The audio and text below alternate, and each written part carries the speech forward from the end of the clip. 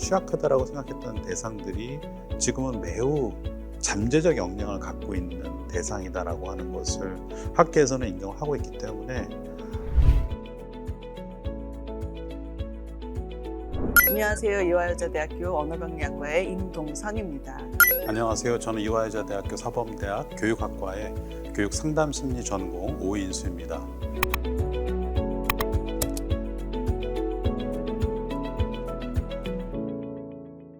사실은 이중언어 아동으로 성장할 때 이미 이거는 연구들이 다 끝나서 이제는 별로 하지도 않는 어떤 거냐면 이중언어 아동들이 굉장히 국제적 역량도 굉장히 높고 국제적 역량이 높다라는 거는 어려운 말로는 그렇게 되지만 쉬운 말로 풀면 자신이 갖고 있는 지식, 컨텐츠가 하나의 언어로만 전달될 수 있는 게 아니라 어떤 다른 무대에 나가서 또 다른 어떤 언어를 사용하는 화자들과 소통을 할 수 있는 거잖아요. 저희도 외국에 나가면 영어로 발표해야 되는 것처럼 그런 것도 되게 좋고, 또 두 번째는 문화적 수용성이 굉장히 높다라는 연구는 이미 너무 오래전부터 다 되어 있어요. 근데 문화적 수용성도 부모님께 제가 어떤 설명을 하냐면 그냥 문화적 수용성이다 하면 되게 좀 이렇게 추상적이잖아요. 근데 사실 그 문화라는 거는 제가 가정마다 문화가 다 다르고 그 뜻은 아이들 하나하나가 서로 다른데 수용성이 높다라는 건 상대방의 그 다름을 이렇게 좀 인정하고 이해하는 걸 더 잘한다라는 뜻이다.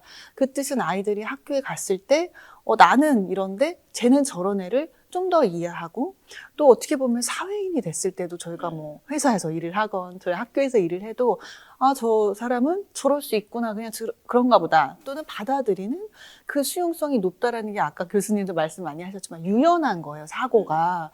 그래서 그러한 거는 굉장히 중요한 거니까 좋고, 또 최근에는 그런 연구들도 많아요. 두 언어를 쓰는 사람이 치매가 덜 걸린다, 덜 걸린다. 왜냐하면 계속 복잡하게 두 언어를 쉬프팅하는 거잖아요. 한국말도 썼다, 영어도 썼다, 이제 왔다 갔다 하니까 복잡하게 계속 활성화, 액티베이션을 하다 보니 내 뇌가 건강하다, 이런 얘기도 많이 있고 해서 저는 두 언어를 사용하는 것이 정말 아무것도 아닌데, 한국이 좀 단일 민족이었잖아요. 그리고 하나의 언어만을 썼던 나라다 보니까 더 그 거부감이 많고 거기에 대한 부정적 이 시각이 되게 많은 것 같은데 그렇지 않다를 이제 강조하고 싶어요.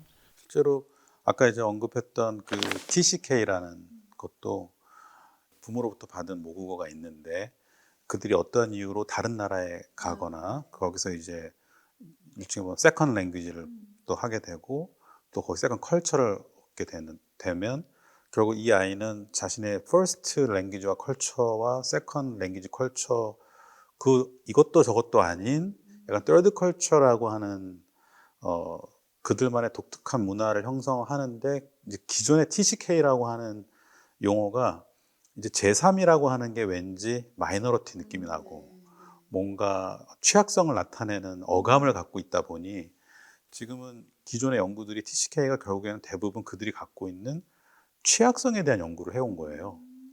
특히 이제 정체감이라든지 문화 적응 스트레스라든지 늘 자신들은 유목민 같은 그런 느낌을 받는다, 이런 관점으로 연구를 해오다가 이게 CCK로 바뀌게 된 이유가 훨씬 더 중립적인 용어임과 동시에 여러 문화를 이제 넘나들면서 얻을 수 있는 장점들에 초점을 맞춘 것이라, 용어가 이제 TCK에서 CCK로 바뀌면서 연구의 방향들도, 이들을 바라보는 관점들도 많이 바뀌게 됐고, 말씀하신 것처럼 이중언어나 다중언어를 갖고 있는 학생들은 이제 어떤 맥락에서 그거를 이제 습득을 하게 된 건데, 또 그것이 갖고 있는 장점이 시대적으로 더 부각되는 것 같아요.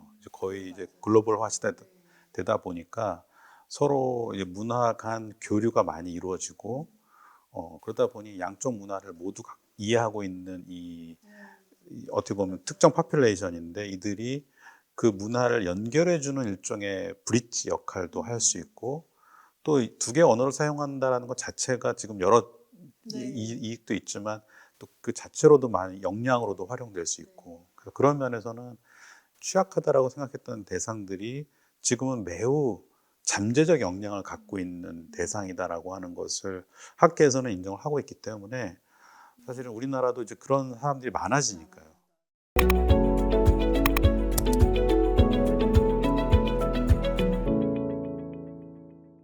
예전에 그런 일이 있었어요. 미국에서 공부할 때 저희처럼 아시안들이 이제 멀티컬처럴 많이 연구를 하다 보니까 근데 한국 유학생들 사이에서 상담을 연구하는 유학생들 사이에서 다문화로 박사 논문을 쓰면 한국에 잡을 구하기 힘들다.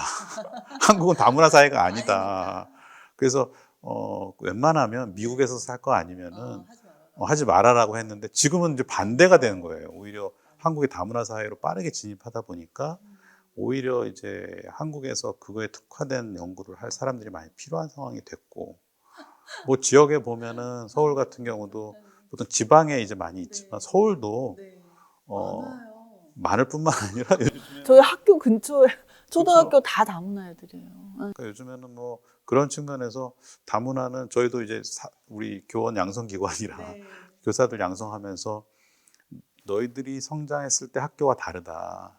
너희들이 어느 학교에 발령받으면 그 학교에 다문화 학생이 생각보다 훨씬 더 많을 가능성이 있고 그런 면에서 상담교사 양성 과정에 다문화 상담 과목이 이제 개설이 됐거든요. 그래서 아직 사범대학에는 의무 과목은 아니지만 이제 필수는 아니지만 이제 대학원 수준에서는 다문화 상담하는 영역들이 되게 이제 중요해지고 실질적으로도 이제 그런 부분이 많아져서 앞으로도 이제 그런 관심과 연구가 그쪽으로 많이 가야 되고 자연스럽게 그러다 보면 지금 말씀하신 이들이 갖고 있는 이중 언어나 이런 문화적 다양성이 뭔가 그들을 외국인 약간 뭔가 그쵸 다름 그러니까 뭔가 어떤 경우에는 이제 외적으로 좀 드러나기도 하잖아요.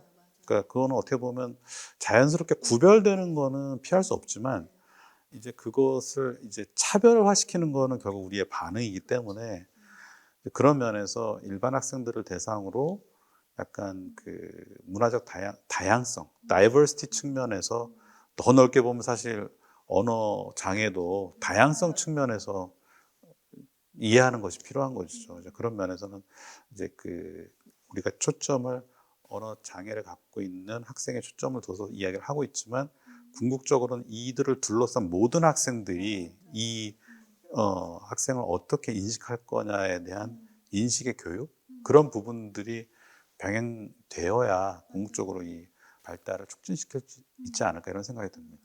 아까 교수님 웃으시면서 얘기했는데 사실은 제가 이제 석사 학위 논문이 이중언어 아동에 대해서 했어요. 근데 심지어 제 지도 교수님도 저를 지도를 못 해주시겠어가지고 한국에서 그때는 해서 석사는 그래서 너는 왜 이런 걸 하려고 그러냐. 아무도 관심이 없고 아무도 연구하지 않는 이런 걸 하려는데 제가 재밌어서 한 거였고 제가 박사를 가서도 제 지도 교수님들께 그런 얘기를 했어요. 내가 온 한국은 대한민국은 단일 민족 국가고 모든 사람이 다 똑같이 미국은 왜 멜팅 팟이잖아요.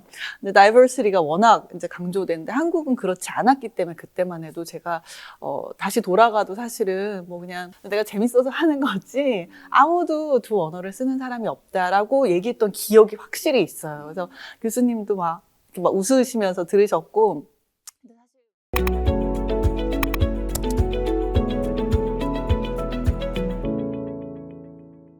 근데 사실 외국에서는 culturally and linguistically diverse하다 그러거든요. 저희 과제 제목에도 CLD 썼잖아요. 그게 뭐냐면 문화적으로 culturally, 그다음에 linguistically, 그러니까 언어적으로 다양한 건데 저희가 말하는 다문화는 저는 사실 이렇게 얘기를 해요. 다문화가 아니라 그들은 그냥 linguistically diverse한 사람들인 거예요. 그러니까 두 언어가 공존하는 아동인 거거든요. 근데 culturally 다르다라는 건 미국 같은 경우는 African American이에요. African American이 언어는 하나죠. 영어를 쓰는 애들인데 그들만의 culture가 있어요. 그래서 그 언어가 살짝 달라요. 제가 Black English라고 표현을 하는데 막 문법도 좀 다르고 근데 그게 장애는 아닌 거예요. 그들만의 그 culture가 있어요. 뭐는 deaf culture가 있듯이 그런 culture가 있거든요. 그러니까 그들은 culturally 다른 거지 언어는 하나인 거고요. linguistically diverse한 거는 저희 같이 이제 만약에 저희가 이민 가서 미국에 살면 한국어, 영어 쓸 거고 저희가 지금 보는 다문화 가정은 사실은 linguistically diverse 이중 언어 아동인 거예요. 근데 약간 한국에 와서 다문화에서 저는 누구지 봤더니 그냥 그런 국제 결혼을 하는 걸 조작적 정의를 딱 그렇게 내려놨더라고요. 사실 저는 개인적으로 그 용어부터도 좀 바뀌어야 된다고 생각해요. 왜냐면 사실 그게 무슨 의미가 있는지 그냥 아이들은 그런 뭐 다문화 가정의 아들 뭐 그럼 나머지는 단일 언어 가정의 아들이 비담화. 네, 뭔가 참 그게 네. 너무 이상한 거예요. 그걸 이렇게 딱 명칭을 해놨다라는 것 자체가. 그리고 가정마다는 다 문화가 다르잖아요.